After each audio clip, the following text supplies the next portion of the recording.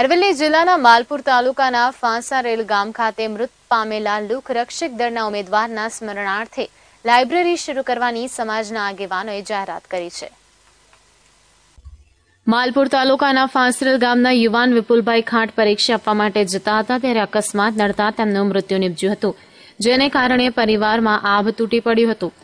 જો કે સમાજના અન્ય યુવાનોને સરકારી નોકરીઓમાં તૈયારી કરવા માટે મદદરૂપ નીવડે તે હેતુથી સમાજના આગેવાન ગુલાબસિંહ ખાંટ દ્વારા લાઇબ્રેરી શરૂ કરવાની તૈયારી દર્શાવાઈ છે। આ સાથે જ મૃતક યુવાનના પરિવારજનોને સરકારી સહાય મળી રહે તેવી પણ માંગ કરી છે। મૃતક યુવાનના પરિવારજનો ખેતી કામ કરીને પરિવારજનો ગુજરાન ચલાવે છે, ત્યારે આર્થિક પરિસ્થિતિ સારી ન હોવાને કારણે સમાજના યુવાનો આગળ આવ્યા છે અને મદદ તો કરી જ છે, સાથે સાથે વહીવટીતંત્ર મદદ કરે તેવી પણ માંગ કરી રહ્યા છે। આજે મૃતકના સાથી મિત્રો તેમને ઘરે પહોંચ્યા હતા અને તેમને શ્રદ્ધાંજલિ અર્પી હતી। મારો બાબો વિપુલ કુમાર બાયડ બસ સ્ટેન્ડે પરીક્ષા પોલીસની પરીક્ષા આપવા જતો હતો અને રસ્તામાં ઝાડ સાથે અથડાઈને એક્સિડન્ટ થયું હતું, તો સરકારે જે તે સહાય મળે એવી અપેક્ષા રાખું છું। માલપુર અને બાયડના ધારાસભ્ય ધવલસિંહ ઝાલાએ લોકરક્ષક દળની પરીક્ષા રદ કરવાની માંગ કરી છે।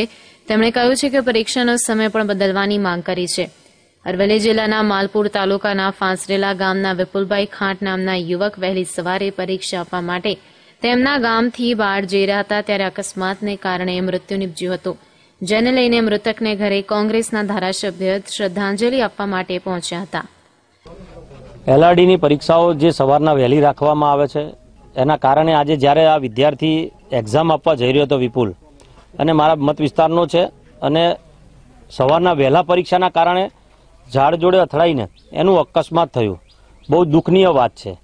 અને સરકાર પાસે અમે માગણી કરી રહ્યા છીએ કે આવા વિદ્યાર્થીઓ જે એલઆરડીની એક્ઝામ આપવા ગયા અને એમનું મૃત્યુ થયું હોય, કારણ કે બસની ફ્રી વ્યવસ્થા કરવામાં આવી પરંતુ ગામડાથી લઈને બસો આવતી નથી ને ગામથી લઈને એને ત્યાં સુધી બસ સ્ટેન્ડ સુધી જ્યારે જવું પડતું હોય એવી પરિસ્થિતિ ઊભી થઈ હોય અને એના કારણે જ્યારે મૃત્યુ થયું હોય તો એને મૃત્યુની સહાય ચોક્કસથી આપવી જોઈએ।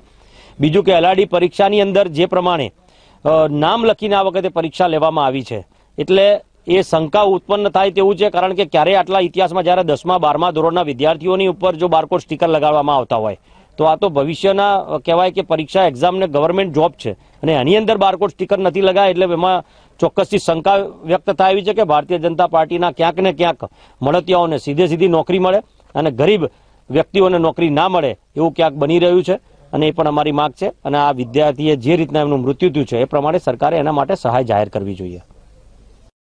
સંજય શર્મા સાથે લાઈવ ગુજરાત ન્યૂઝ અરવલ્લી।